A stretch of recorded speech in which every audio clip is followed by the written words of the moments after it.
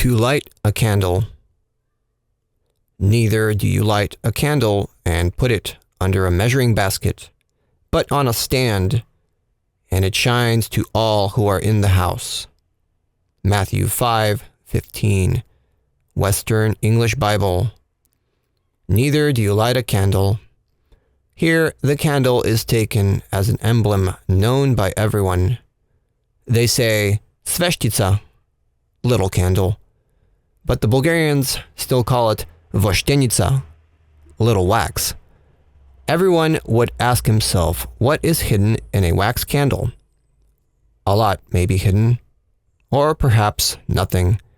It might contain much, or it might contain nothing. There was a time when these candles were sold for 5 cents, but now they're more expensive. Time determines the price of things. Things have meaning only for people who are alive, and not for the dead who see nothing. Stupid people don't understand anything. Fools laugh at everything, while lawless people transgress everything. Christ is speaking to the small living candle, which has meaning for the living, for intelligent people. In the aforementioned chapter, Christ speaks about the Beatitudes as the foundation of life, and then he says, "You are the salt in life." That means he views salt as a foundation. The little candle appears after the salt. When the candle burns, it gives off light. Consequently, thought is also a fuel that brings light. Thought shines. In that sense, man is also a little candle that burns and shines. On earth, these candles burn anywhere between 1 to 120 years at most. There was a time when they even burned up to 900 years. I take the word candle as a weak manifestation of the human mind. A home without a lit candle during the night is unattractive. Once the smallest candle gets lit, it then becomes attractive. If 2 or 3 people who live in the same household are as lit candles, the home justifies its intended purpose. This home has a reason to exist. The mother, the father, and the children are little candles that have life, which shine. They adorn the candlestick of this home. Christ says, "May your face shine like this." That means, may the exalted manifestation of the human spirit shine like this. But what I want to tell you now will be understood in so much as your consciousness is expanded. Whether or not things will be understood or not depends on the consciousness. Do you think that the ants living inside the anthill can see the stars? Other than the anthill, neither the sky nor the stars exist in their world. Not only the ants, but even the more developed animals don't see the stars that we ourselves enjoy. Many animals don't know about the existence of the sun. They see certain changes occurring in their world, that light comes from somewhere, which disappears after some time. But they know nothing about where it comes from and what it is, nor do they understand. Similarly, people also notice certain changes taking place in their lives, but how they occur and the reasons for this are unknown to them. Consequently, if human consciousness expands, people would be able to see more stars. They would be able to even see another sun, more beautiful and larger than the one they see today. You will say these are hypotheses and theories. This is so. When something is unclear to you, it's a hypothesis.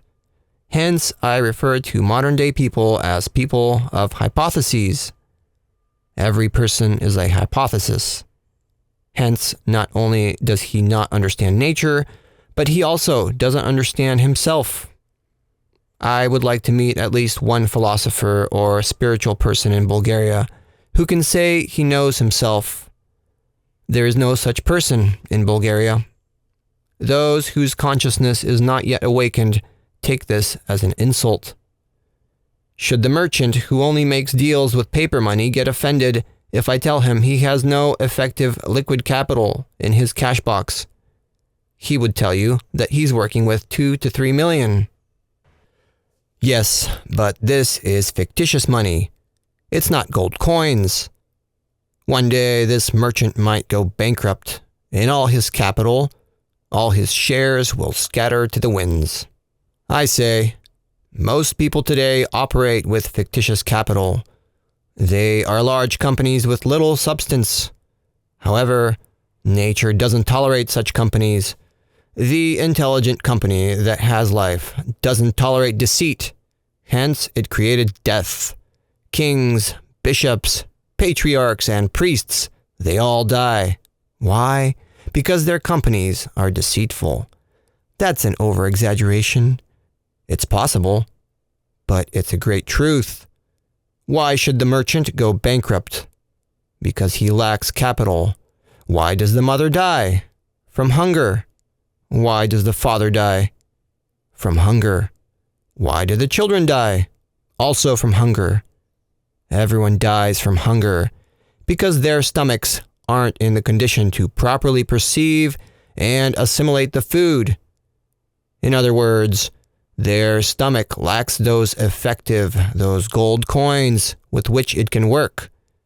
A stomach that uses fictitious capital goes bankrupt easily. It shines to all who are in the house. Once the little candle is lit and placed on the candle stand to shine on everyone, man's consciousness awakens. The candle stand is the singular unit, the mind that must be placed within the framework of the great divine law with which we measure things. You will say the candle that burns on the candle stand is small and insignificant. Remember, all great events begin from that little candle. All explosives blow up from these little sparks. One little spark that ends up in a large quantity of dynamite produces a destructive force thousands of times greater than a great fire. The delusions people fall into are due to their desire to become great people, eminent people. If you're a great person with a great big consciousness of yourself, you won't be able to do anything. The smaller you are, the smaller the consciousness you have of yourself, the more things you'll be able to do. If you're as hard as a rock, you won't be able to do anything. By smaller, I don't mean a weak person who adapts and adjusts. What will you adapt to? To the cold? To evil people who can't stand the truth? No. The truth doesn't tolerate these things. I don't adapt to your understandings. I uphold my own understandings. According to you, I might be a stupid person. According to me, you might be stupid. So we're even. Very naturally, we seem stupid to each other. You don't reason like me, but I also don't reason like you. When two stupid people gather in one place, they complete one stupid task. However, in the current world, one stupid task is more preferable than one very wise task. According to your views, it's wise for a person to marry and to have several children. According to the divine viewpoint, this is stupid. God created man so he could live like an angel. Yet he marries, he has children, forming an entire line of people after him. And when they grow up, the daughters start getting sick while the sons rob and kill. The person finds himself in a crisis and says, "The hair on my head turned white from these children." Are you a wise person? The modern world is sustained by stupid people. They work and follow the path that God sets for them. Smart people, that is, those with an elevated consciousness regarding themselves, are like the Beatles, singing and playing music, philosophizing, making plans for days at a time. But they don't do any work. They don't apply anything. Then we should all become stupid. The stupid one is stupid. There's no reason for him to become stupider. When I speak, I avoid the use of the partials more and most. If someone is stupid, he's stupid. If he's smart, he's smart. I have no reason to take these names to a comparative and superlative degree. More stupid, smarter, or most stupid and most smart. The one who is smarter is stupider than the smart one. The smartest one is stupider than someone who is smarter. Regarding the rich, I say, he's a rich person. I have no reason to say he's very wealthy. In my view, a person's riches reside in the grain of wheat, which he plants on time. If they were to offer me the riches of the greatest billionaire in America and 1 grain of wheat, I would prefer the grain of wheat. To me, a grain of wheat is worth more than the billions of the world's richest man. You will say, now here's a stupid man. If we had this much money, we would pay off all of Bulgaria's debts, and it would become free. It would grow into a great country. The stupid one doesn't need money. The smart one needs money. Why do smart people need money? What will happen to them when they become wealthy? God will beat them. When you don't give money to the stupid, you force them to work so they can become wise. Christ says, "Put a candle on the stand so it can shine on all who are in the house." How will this candle shine? Where will the candle light pass through? It will be projected through the human eye, going outward. When we meet a person, we look at him. We want to understand whether his candle shines. When the person's candle is lit, there's something pleasant in his eyes. Sometimes you look a person in the eyes, you see that his lids are open, but the curtains are down. You say, this person's candle isn't lit. His candle must be lit, and it has to shine. His mind must manifest. What will it manifest in? In his thoughts, feelings, and actions. When the divine candle within man shines, his thoughts are luminous, his actions are correct, his understanding broadens, and he no longer walks by touching, but by seeing. Contemporary theologians say that Christ came on earth to save mankind. I say, Christ came on earth to light the little divine candle of the human mind. Up until the time of Christ, the new light had not yet penetrated within the human mind. Christ brought this new light so it can shine on everyone at home. If we have to speak about the ordinary human mind, we know its manifestations. The ordinary human mind, the evil genius, as some call him, created the greatest misfortunes and mischief to mankind. They say about someone, we hope this person is smart, a genius, and inventive.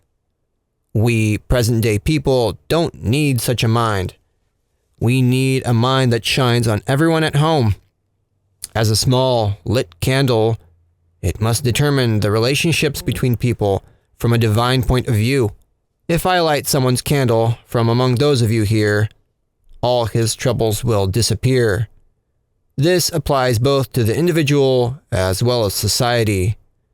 These little candles must be lit so they can shine everywhere.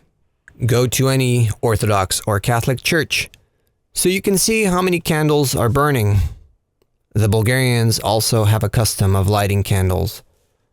But the time has come for these candles to be lit from within. Now you walk in darkness. But one day, when the candles are lit within you, you will reach a correct and true understanding of things. You say, our interests with other people, with our fellow men, are not in agreement. I say, when you light your own little candles, your interests will completely agree with each other. Then everyone will find his place in life. Everyone will assume his given task. Man came on earth so he could complete a certain task. Most people today want to play prominent roles in life, like good actors who become famous on the stage. They talk about some actor who plays the role of Hamlet well, about some of the heroes from Tolstoy's books, Ibsen's, or some others. In my view, all people are actors in life. There's no reason for them to aspire to be on stage. If you can't play your role well, as a husband before your wife, you're no actor at all. If you can't play your part well with your loved ones, you're not an actor. How will you act in the theater? They say someone is an excellent actor. What makes him excellent? The fact that he played the role of Hamlet well. Well, what distinguishes Hamlet? He said, to be or not to be. What is the essential element hidden in these words? To be wealthy or not to be wealthy, to be a thief or not to be a thief, to be a minister or not to be king or not to be. If you're wise, become a king. If you're stupid, don't become one. If you're strong, apply force on other people. If you're not strong, don't apply force. I want to be a strong man. Why do you want to be strong? So you can break people's heads? This is an old teaching. You think that when you raise a hand and hit someone's head, you'll fix the world. Even if you were a king, you ought to know that if you crack someone else's head, they'll also crack yours. You would find yourself in the position of that Bulgarian who, after becoming weary of taking care of his 90-year-old father, put him in a giant bucket one day and, along with his son, he took him somewhere at the edge of the city, where he left him alone at the mercy of fate. When they turned back, the son said, "Dad, you forgot the bucket. We don't need it. Won't you need it someday?" Many people today, writers, scientists, and philosophers, put their father in a bucket and take him outside the city. But their children say, "Father, take the bucket back because you'll also need it." They put it on a stand to shine. This little candle is necessary for everyone. In other words, the human mind, with the new light, is necessary for everyone. We should admire and rejoice in the divine light that never goes out. You say the little candle is insignificant. The grain of wheat is also insignificant. However, if you sow it in the ground and give it a period of 10 to 20 years, you'll see what will come out of it. It will multiply so much that it'll become heavier than the earth. The little candle is lit within the human mind, and it is also a new substance brought into the world. From whom? From Christ.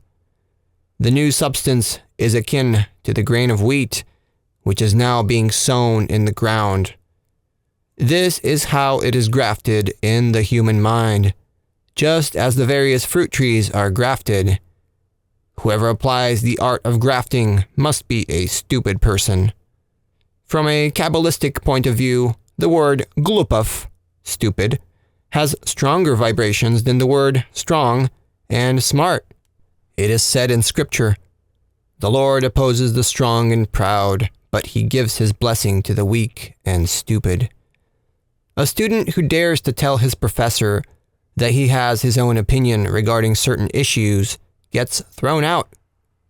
The professor tells him, "If you have your own opinion and think you know more than me, take my place and start teaching your doctrine." They put it on a stand. When this candle gets put on the stand to shine, the light it gives off will be known by this. It will produce various changes in the human organism. The people's consciousness will expand. Man will be willing to bear all bitterness and trials with patience. No matter how much he is trampled upon, he will still stand on his feet and move forward. The substance of this candle never burns out. The more they persecuted the Christians, the more their fire was kindled. Many people say, "We're going to destroy the new teaching." The more you trample it, the more it will burn. It carries forces within which can't be destroyed by anything. These forces are already working in the world. After some years, the perimeter of this little candle's effect can be determined with precise mathematical calculations. The power of its light will increase from the inside out. The inner beauty has value, not the outer one. What will the young man say about his beloved if she only thinks about her outer beauty? When he marries her, soon enough he'll be disappointed and say, "It's not worth getting married." This is what the English reformer John Wesley said 3 days after his marriage.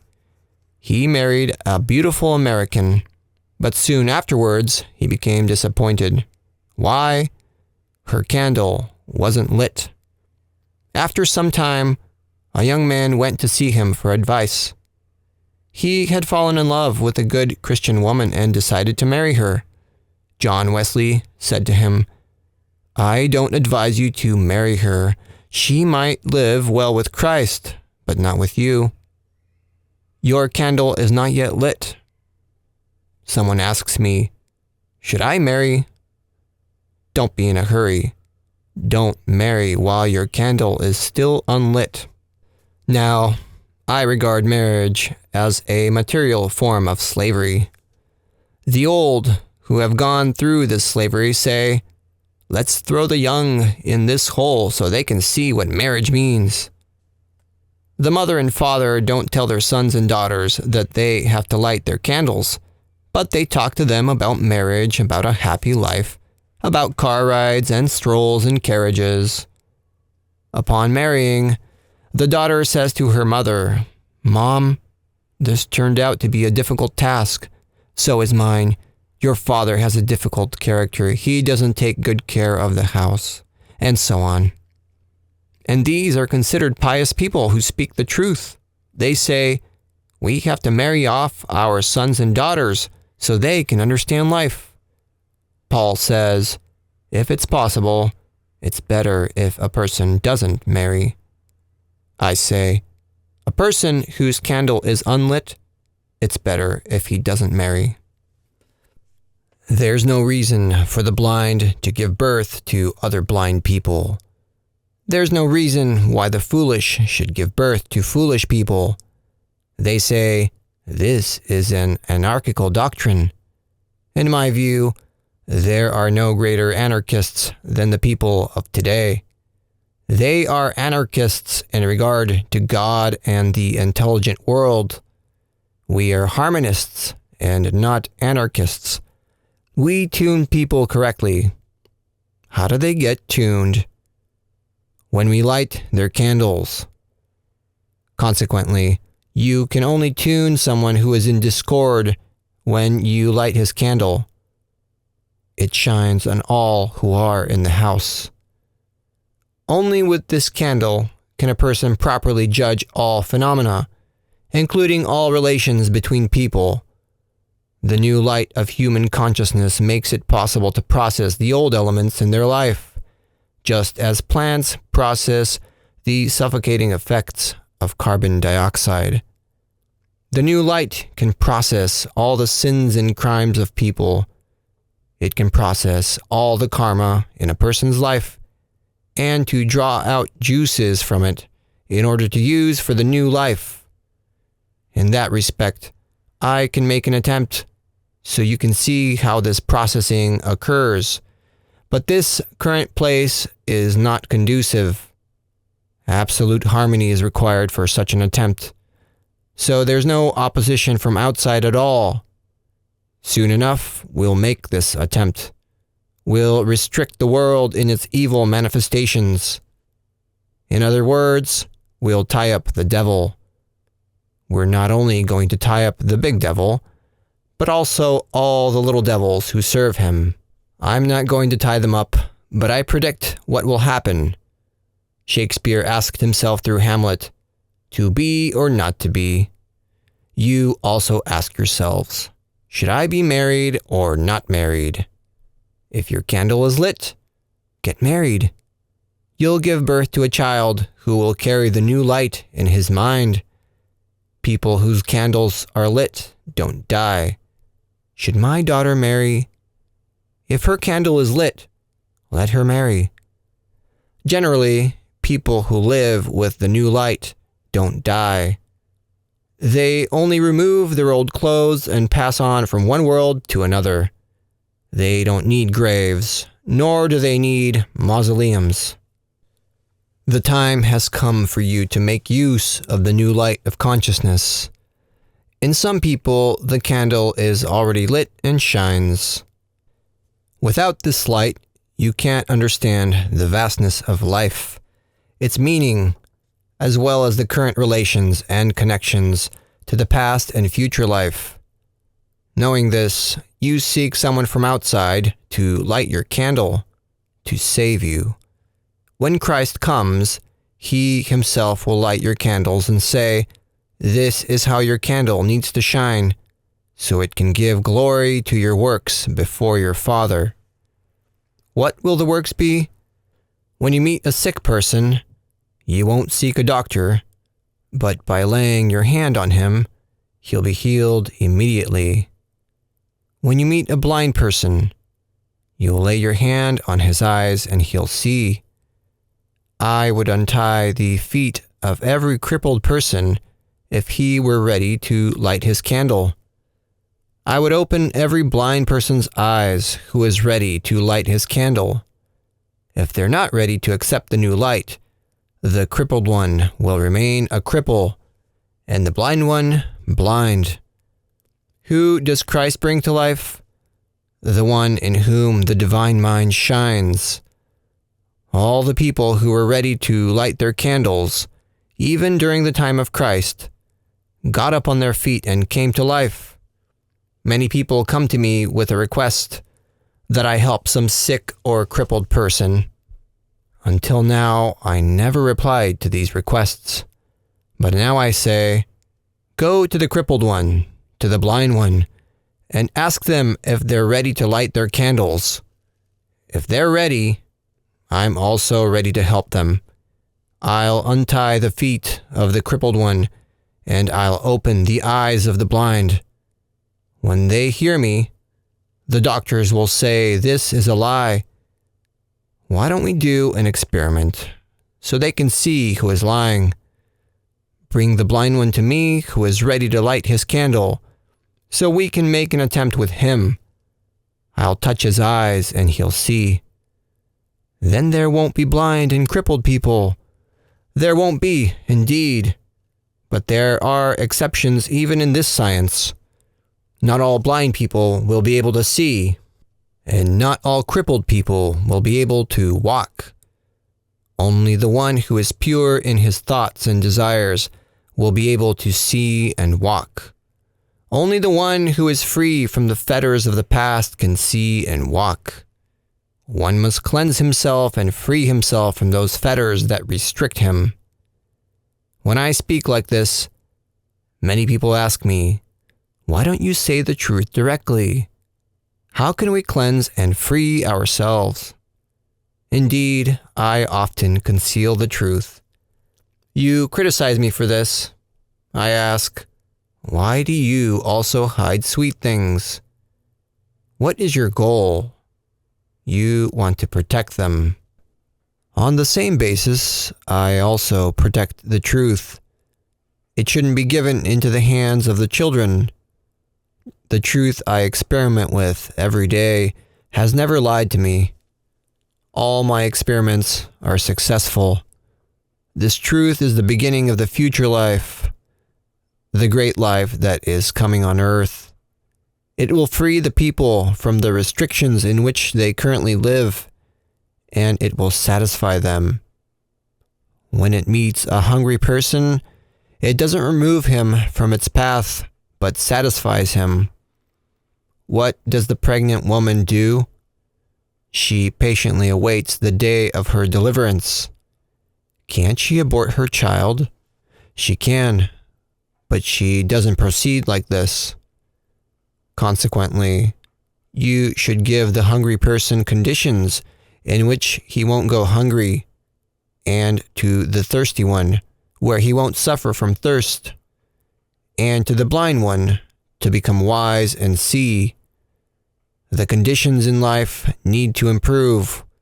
We have to become carriers of the new life, of the new light. The doctors oftentimes become conflicted. They don't know how to help the sick. You call one doctor, a second one, a third one, and each one of them gives different medicines.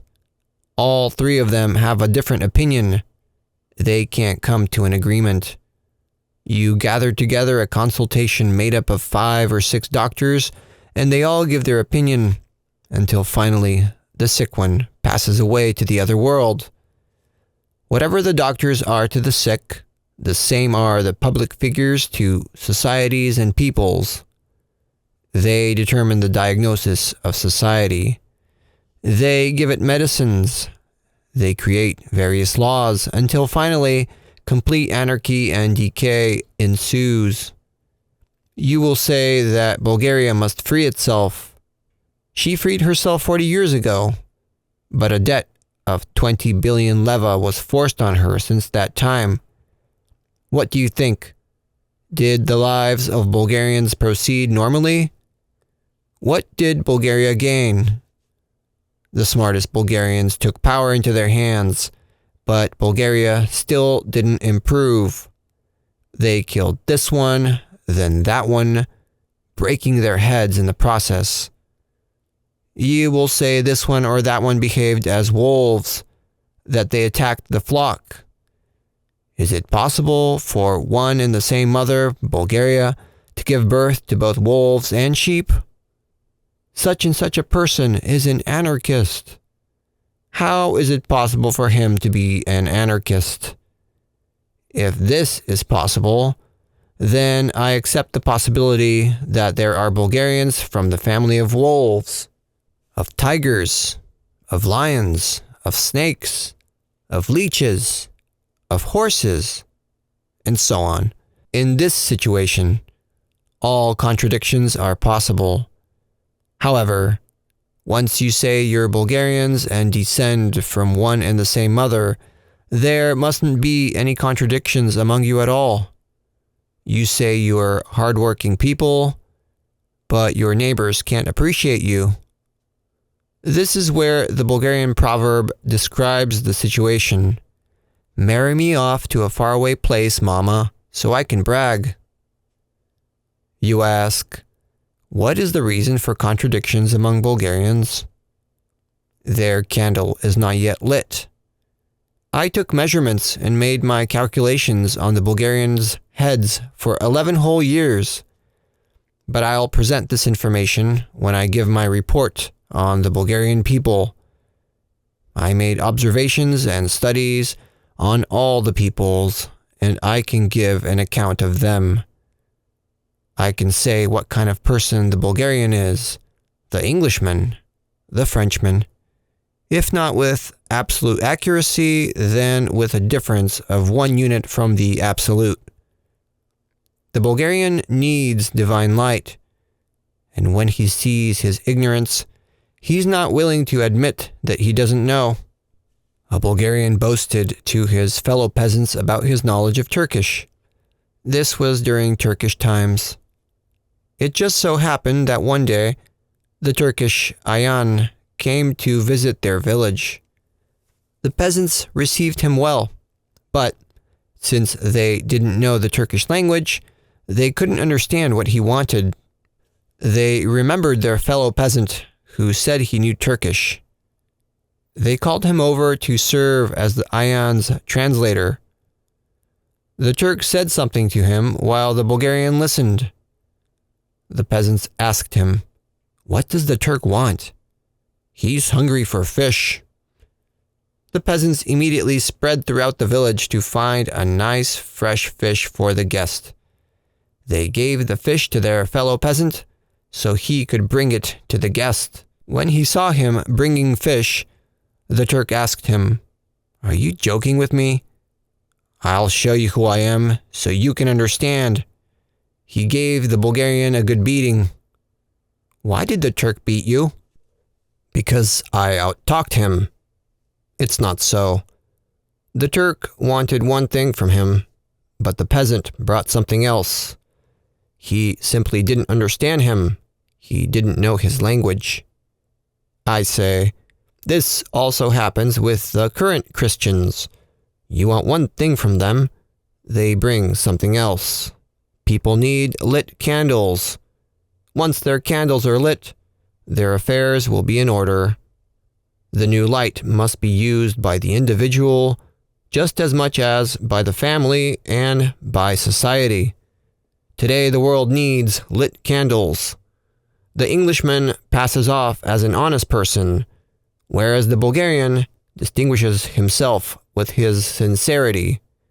He gives his opinion about a person directly to his face. Then he says, I said things as they actually are. I didn't conceal the truth.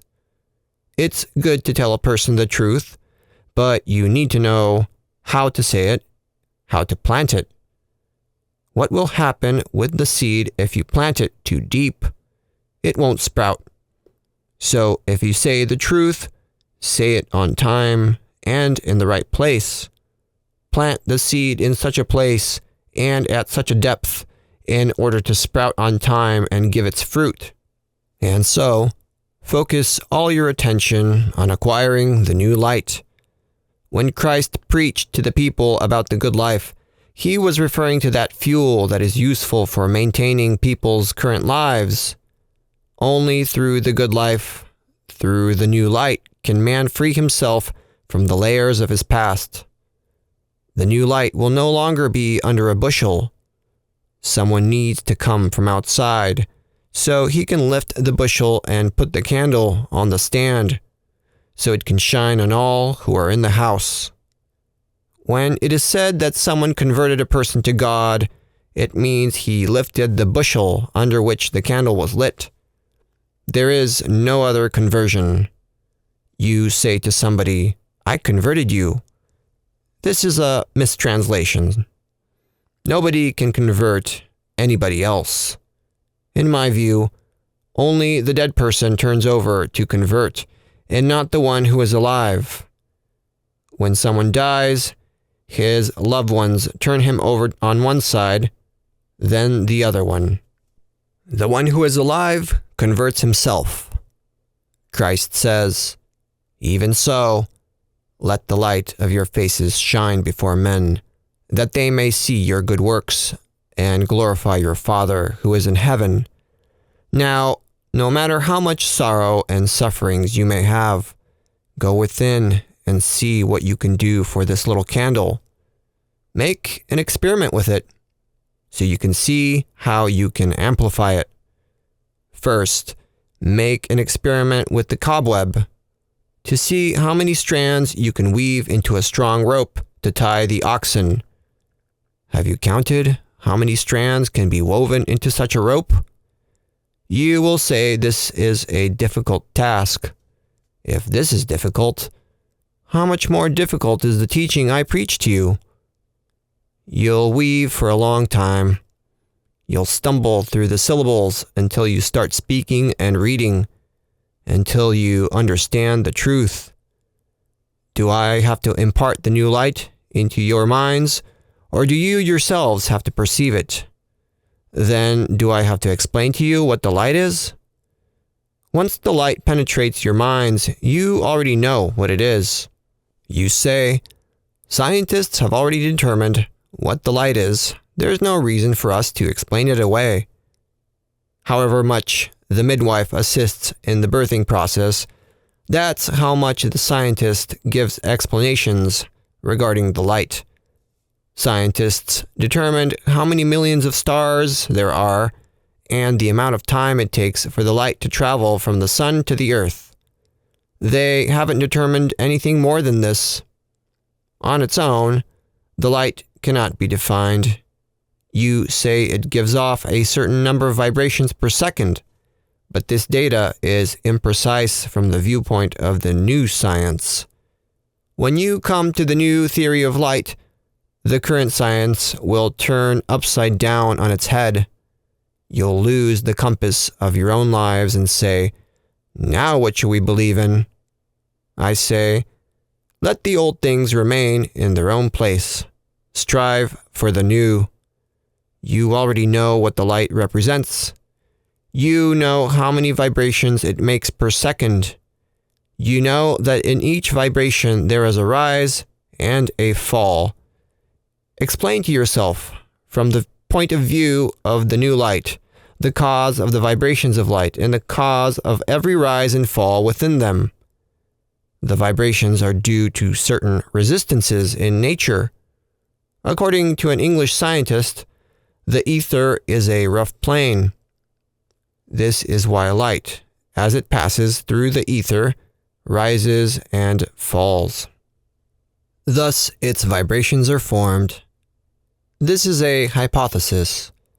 Even without it, both people and animals know what the light is. It makes objects visible and clear. It reveals things to the human eye. When it comes to light, everyone has first-hand experience and knows what it actually is. You see a person and say, "He has these kind of eyes, such a height, such and such hands and feet." You describe what he looks like. You know this person according to the description.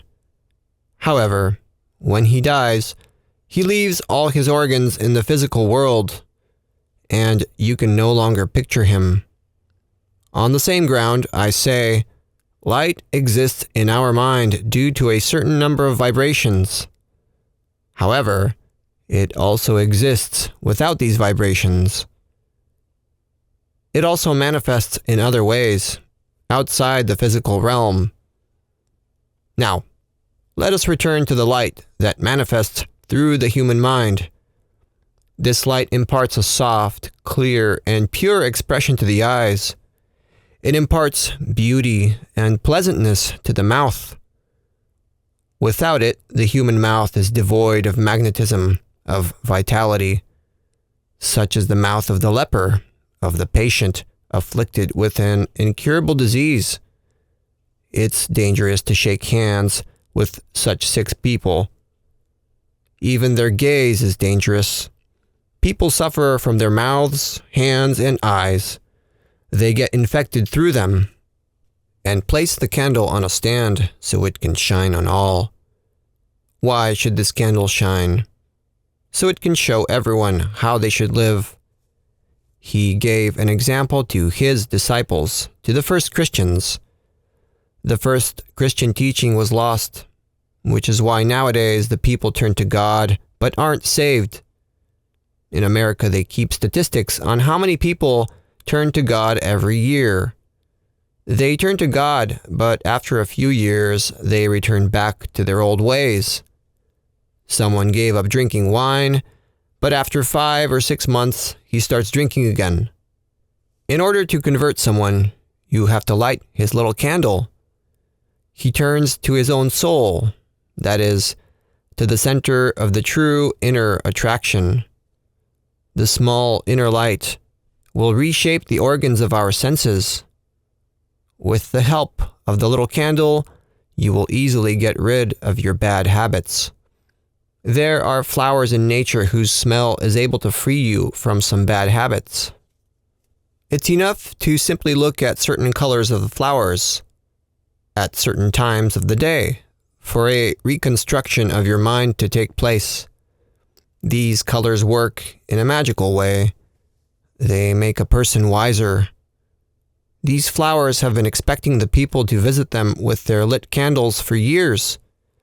As soon as they visit them, the flowers say to them, "We can entrust you with the blessing that God has given us." The divine blessing doesn't come from outside. It's hidden in nature itself, in the stones, in plants, in the springs, in the air and light.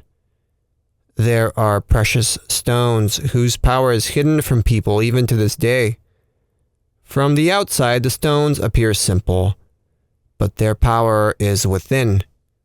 If you carry such a stone with you, you'll be healthy and well disposed. The stone is going to impart its power willingly into you. Why? Because your candle is lit. There are springs in nature with special qualities, which even scientists don't know yet. Whoever drinks from these springs can easily cope with his illnesses. When Christ told the Samaritan woman that he would let her drink from living water so that she would never thirst, he meant water with special properties. This is a great truth. You ask, where is this water? I will ask you, is your candle lit? It's lit. We'll put you through a test to see whether your words are true. We believe what the people say. However, the law requires us to put every person through a test, to pass him through the finest sieve in order to get all the devils out of him. Only in this way can we check to see what powers are hidden in him. In this way, he'll distinguish between his past life and present life. The difference will be huge, just as it is between the life of a free man and a yoked ox. You are all yoked oxen, yet you say you're free. No, you're not free yet. In the new life, the relationships between people will be completely different. Then you'll be people in the true sense of the word. You will excuse me, but I still don't consider you real people. I violate your etiquette when I say you're not people yet. You are old people, but not new ones. The new person opens the eyes of the blind one. He adjusts the feet of the crippled. He helps the poor. He's the best servant of mankind. The new person doesn't carry his diploma from outside. He doesn't study anywhere. He doesn't graduate from any school. But they put him to the test everywhere. When he comes to me, he says, I'm a specialist. If this is so, then we'll give you a difficult task. He solves the task correctly. Every task represents a certain test. He begins with a test and ends with a test. It is said in Scripture, believe in the Lord Jesus Christ and you will be saved, both you and your household.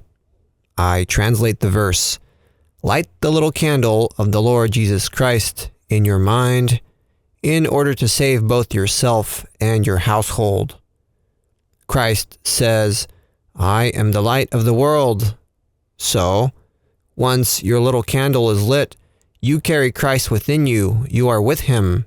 You think like him. This is the meaning of life. Believe and you will be saved, both you and your household. Leave this kind of belief aside for the old times. I don't renounce belief, but I speak of the new mankind and say, have the mind of Christ. Carry a little candle that is lit. What will happen to us? What has never happened before will occur. Many are now saying, it's strange how this man encourages us. He wants to frighten us. He wants to deceive us, but we won't be deceived. How would I deceive you when you yourselves are already deceived? I see your tattered clothes, your empty cash boxes. I can't even pretend that you have knowledge. You don't? That you have your own house? You don't? You are slaves to death, which flays your skin every day and makes moccasins out of it. You're not cultured people. Today, you are in need of a person who can lift up the measuring basket and let the candle burn freely.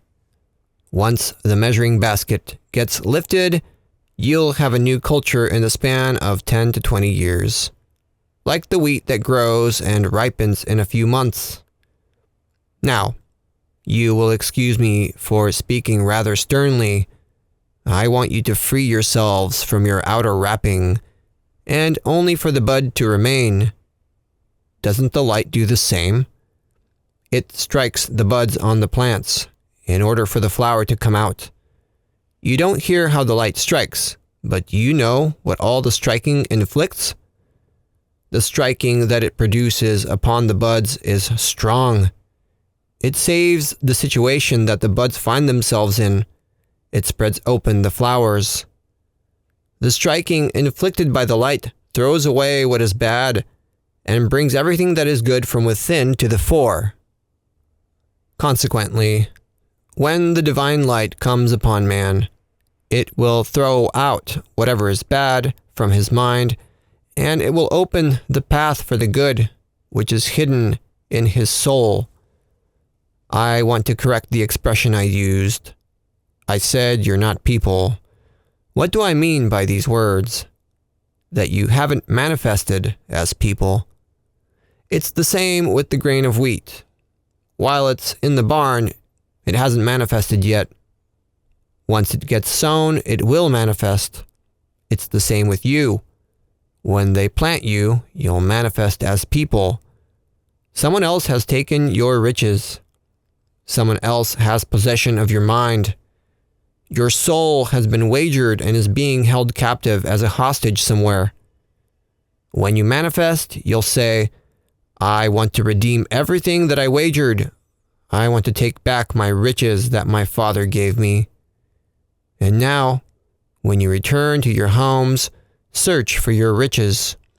Don't wait for your earthly father to pass away, but grab him by the neck and tell him, Father, my riches are wagered with you, my mind, my heart, and my soul. I want you to give them back to me. And tell your mother too, Mom, my riches are wagered with you, my mind, my heart, and my soul. I want you to give them back. Wait a little. When you get married, we'll give them back to you. No, I want you to give them back to me now. I'll get married on my own. I say, the new light is coming, which will transform the relationships between people.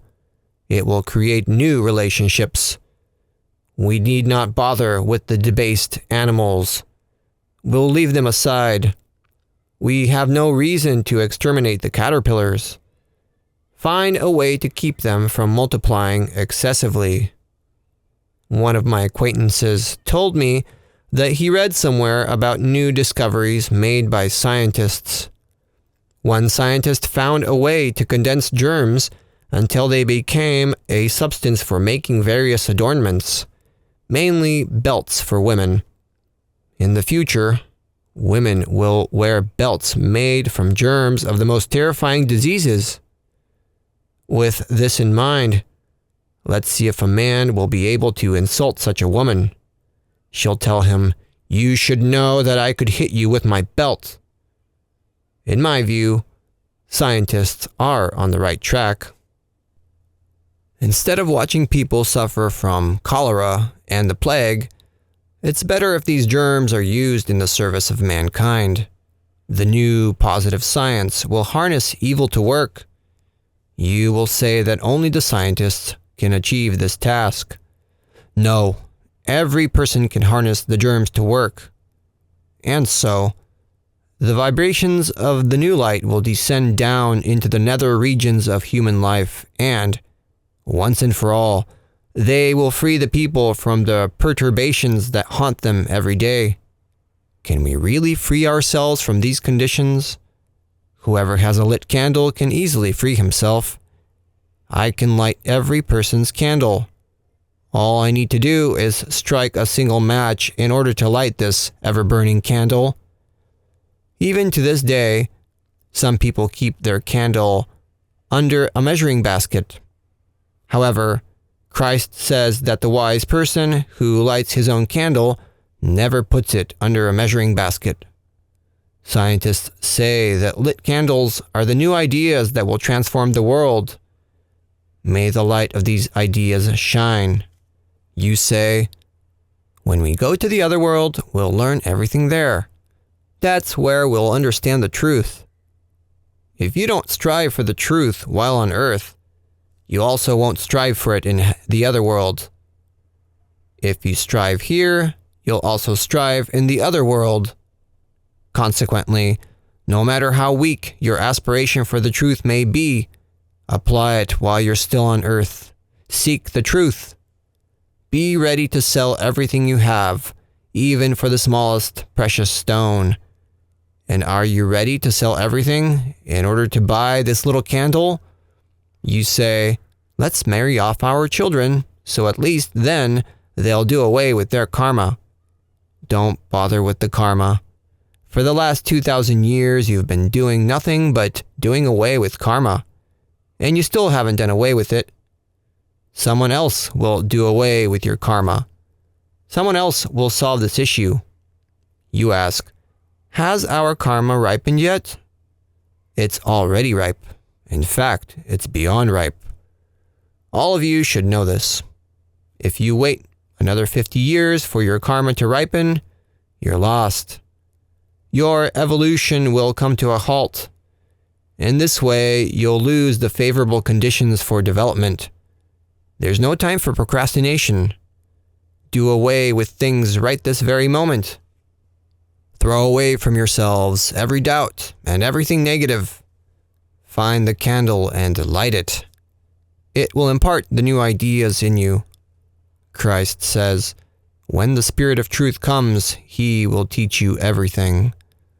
The Spirit of God, who is now coming on earth, will impart the new light into everyone. Who are all these people? Those who are ready to light their candles. You will say that in those days miracles will take place on earth. These miracles are similar to the voices that Elijah heard in the mountains. This is how he understood how the world will improve, and then he hid his face. What does it mean to cover one's face? It means doing away with this world. After this, Elijah found Elisha. He gave him his coat and left. Upon taking Elijah's coat, Elisha struck the river and said, "In the name of the God of Elijah, I will cross the river." Elisha understood the law by which opposing forces balance out. Wherever he went, everything turned out well, thanks to Elijah's coat. When the little candle gets lit, then you'll hear God's voice. Then you'll leave your coat and you'll cover your face. This is what it means to perceive Christ's teaching, and then you'll say, "In the name of the Lord Jesus Christ, I will cross the river." Christ says, "I'm going to my Father, who is also your Father." What does this refer to? It refers to those whose candle is lit. Christ told his disciples, "Go into the world, light the little candles, and preach my teaching." However, the devil came afterwards and perverted Christ's teaching. He imparted something into it which doesn't correspond to the truth. Today, there are both stupid and wise people among Christians, as well as noble and ignoble ones.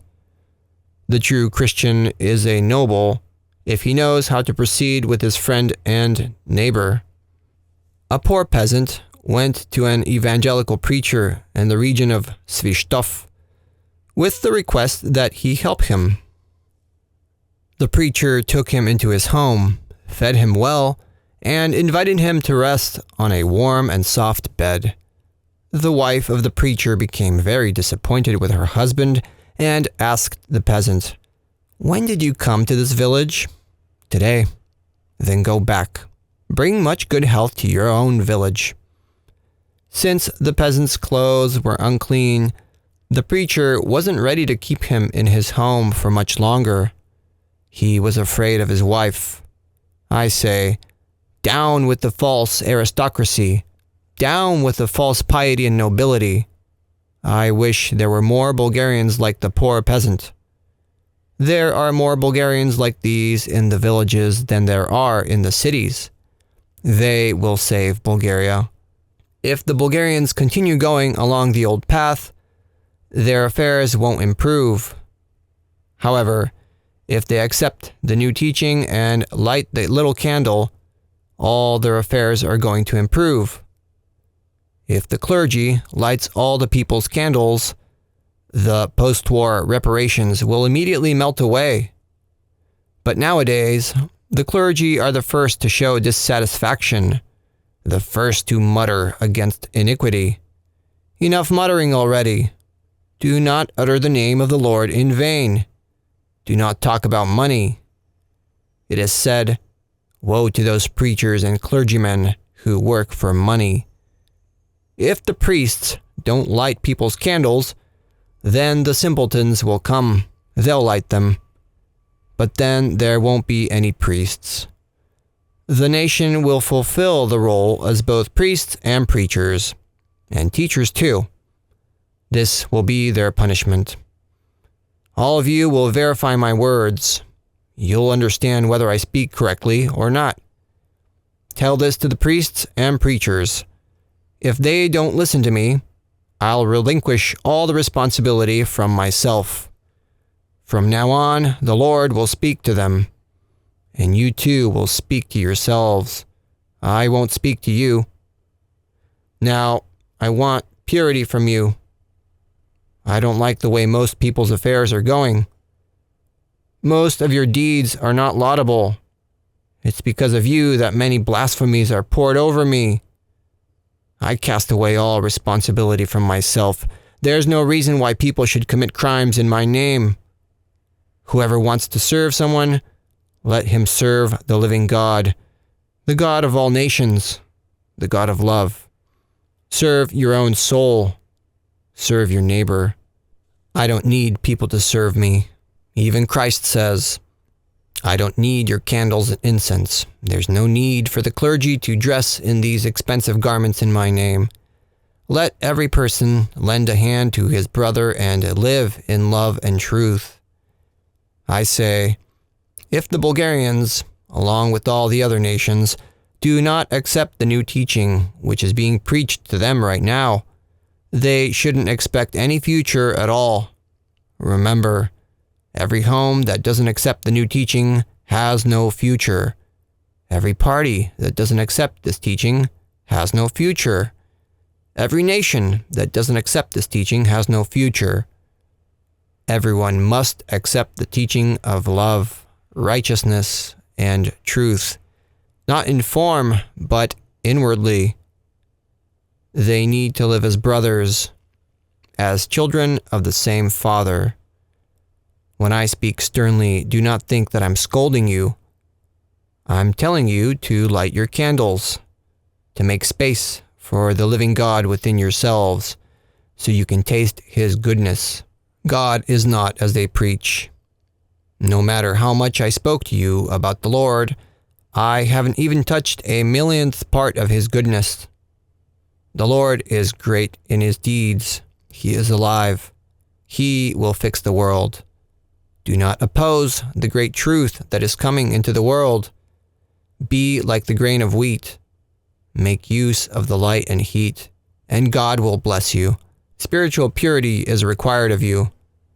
You need to get rid of all strife and misunderstanding amongst yourselves. Both men and women, everyone needs to be pure. This doesn't mean that you should refrain from eating and drinking, to have no desires. You can have pleasures, but lawful ones, from which both you and those around you will find satisfaction. If you're ashamed of what you do, don't do it. Do everything consciously, through the law of sacrifice. This doesn't mean that you should live like a monk, but live according to the law of freedom, as the angels live. This is what it means to live in harmony. I wish that you would receive the blessing of the living God. Let Him guide you. Let Him teach you. Now, I'm giving you rest for 4 to 5 months. During that time, I'm going to preach to myself, and God will teach you. I'm going to spend some time in nature, so I can make scientific experiments. There are a lot of preachers in Sofia. You can go and listen to them. I'm not saying that you only have to listen to me. You're free to go wherever you please. To the theater, to concerts, for a walk, wherever your heart takes you. We don't put barriers in other people's paths. We don't restrict them. We leave them free. The people of today need to weep a little, like children. The world needs rain. When the rain comes and passes, everything will be all right. Lecture by the Master, held on the 9th of May, 1920, the city of Sofia.